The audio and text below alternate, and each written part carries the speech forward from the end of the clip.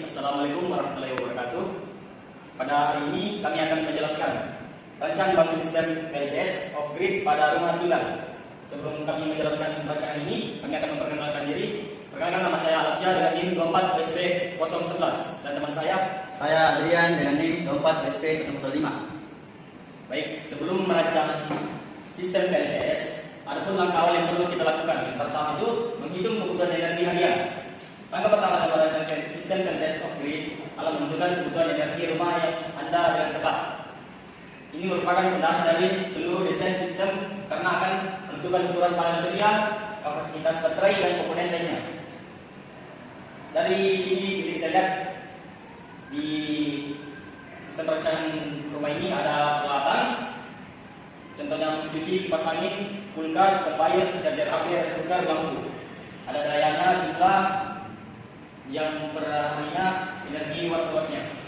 Misal contoh mesin cuci itu dayanya 300 watt, jumlahnya itu ada 1 dan waktu menyalanya itu 1 jam per hari. Energi watt luasnya itu 300. Sama pun dengan kipas angin, wattnya itu 300 watt, jumlahnya itu ada 4 dan waktu menyala dalam 1 hari itu 6 jam. Energi watt luasnya 1800. Kulkas 120 watt, jumlahnya ada 1, total waktu menyala itu 24 jam per hari. Jadi energi watt luasnya itu 1152. Pompa air 250, jumlahnya ada 1, waktu nyalanya itu 1 jam per hari. Jadi watt luasnya 250. Adapun charger HP 180 watt, jumlahnya ada 6 dan waktu nyala hariannya itu 3 jam per hari. Energi watt luasnya 540.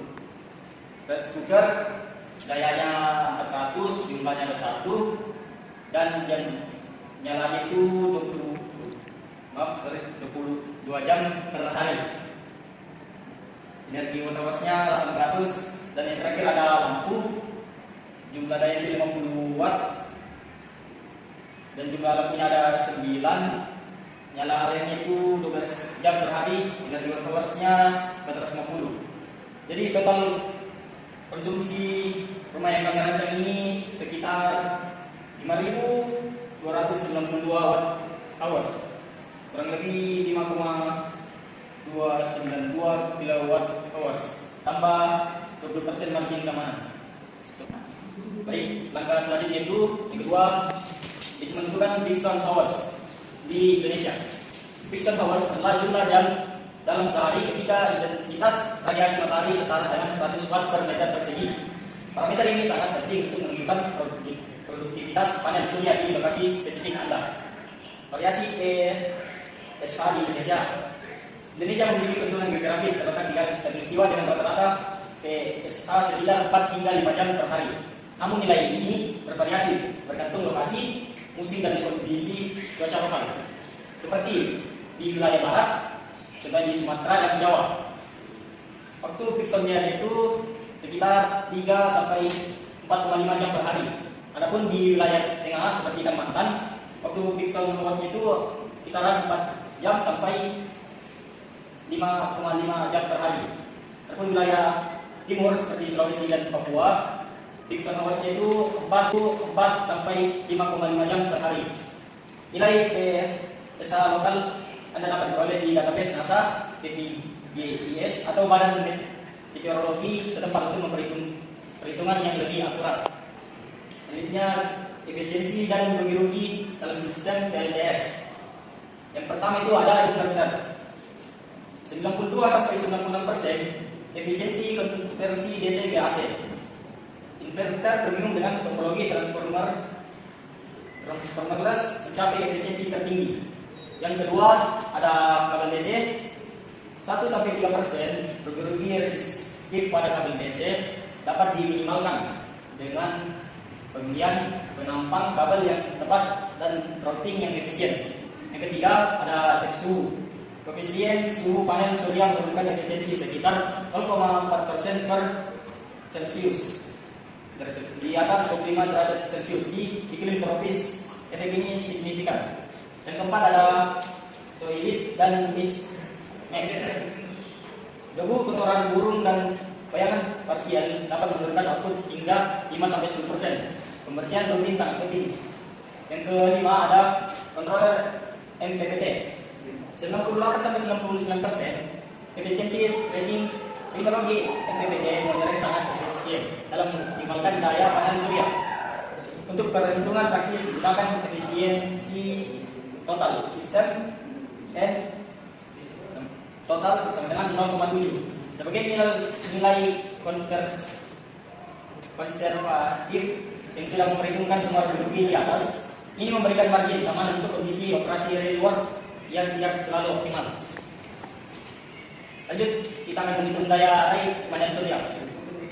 Daya air panel surya dihitung berdasarkan kebutuhan energi harian dan sun hours lokal Anda. Perhitungan ini memastikan sistem dapat menghasilkan energi yang cukup untuk memenuhi kebutuhan rumah, bahkan saat kondisi cuaca tidak optimal. Adapun rumus dasarnya PAI sama dengan E harian dibagi PSA dikali N total. Perhitungan itu seperti ini: 5,292 dibagi dalam kurung 4 dikali 0,75 sama dengan 1764 WP dibulatkan menjadi 2200 WP atau 3 kilo WP. Dilakukan pembulatan menjadi 3000 dikarenakan ketersediaan model ini di pasaran umumnya tersedia dalam kelipatan 300 sampai 600 WP per modul. Mungkin itu yang baik. Mungkin selanjutnya penjelasan selanjutnya akan dijelaskan oleh teman saya. Baiklah, saya akan melanjutkan penjelasan penentuan jumlah modul surya yang dibutuhkan. Setelah mengetahui daya air yang diperlukan, langkah selanjutnya adalah menentukan jumlah modul surya berdasarkan kapasitas individu setiap panel. Pemilihan konfigurasi dan orientasi panel juga sangat mempengaruhi efisiensi sistem. Yang pertama itu hitung jumlah modul yang akan digunakan. Rumusnya jumlah modul sama dengan target dan modul. Kemudian di sini kami mendapatkan 3000 WP per 600 WP sama dengan jumlah modul. Kemudian yang kedua, panel surya memiliki ukuran sekitar 975 dikali 99 kali 3,81 cm atau luas sekitar 3 meter kuadrat. Kemudian yang ketiga, orientasi dan kemiringan panel. Panel surya menghadap ke selatan di belahan bumi utara atau utara di belahan bumi selatan. Di Indonesia, orientasi ideal adalah menghadap utara dengan sudut kemiringan optimal 10-15 derajat untuk memaksimalkan penyerapan sinar matahari sepanjang tahun. Kemudian penjelasan selanjutnya, pemilihan phasing inverter untuk sistem off grid.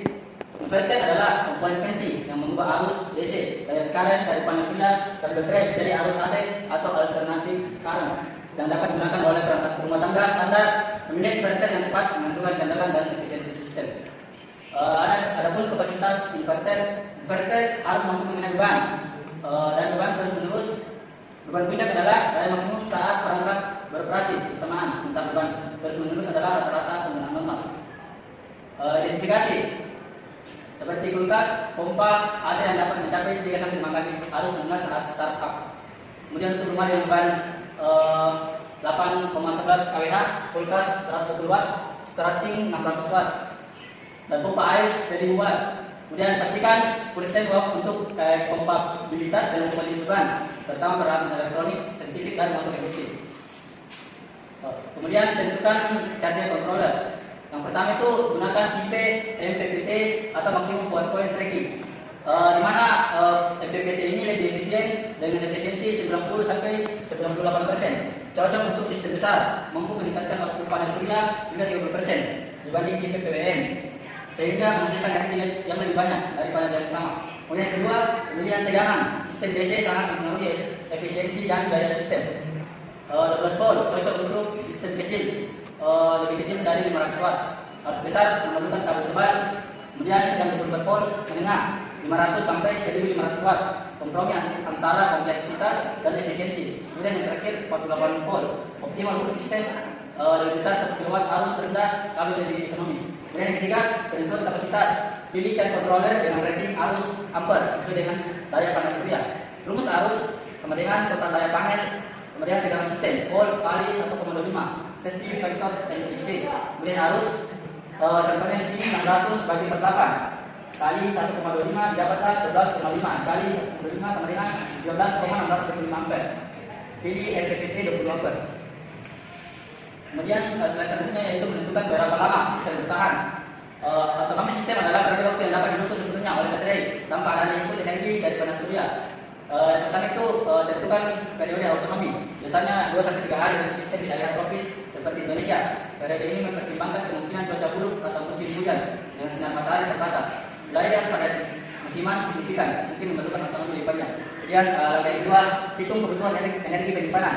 Energi yang disimpan sama dengan kebutuhan harian dikali otonomi. Contoh 8.114 kWh per hari kali 3 hari sama dengan 24.392 kWh total energi yang perlu disimpan dalam baterai untuk otonomi 3 hari penuh.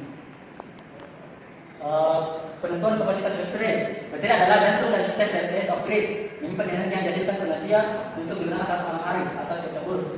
Pertama data input harian 5.292 kWh, kemudian hari otonomi 3 hari, sistem voltaik 48 volt, DOD 0,8 live PO4, kemudian N baterai sama dengan 0,95. Perhitungannya, rumus C baterai sama dengan E harian dikali otonomi, sistem voltaik kali DOD kali N baterai, didapatlah 8.114 kali 3, kemudian 8 kali 0,8 dibagi 0,95. C sama dengan 24.342 dibagi 36,48, dapatlah sekitar 647,27. Kemudian pemilihan jenis baterai. Pilih baterai 48 volt 150 ampere di 4 PO4 untuk memberikan kenyamanan 45%. Jenis baterai di cycle seperti lithium atau lead acid yang dirancang khusus untuk penyimpanan energi jangka panjang. Kesimpulan desain sistem. Dengan mengikuti langkah-langkah ini secara menyeluruh, Anda dapat merancang sistem PLTS of grid yang optimal, Anda dan ekonomis untuk rumah tinggal Anda. Sistem yang dirancang dengan baik akan memberikan energi berkelanjutan selama puluhan tahun dan biaya operasional minimal. Itulah penjelasan dari kelompok kami. Kurang lebihnya mohon maafkan. Assalamualaikum warahmatullahi wabarakatuh.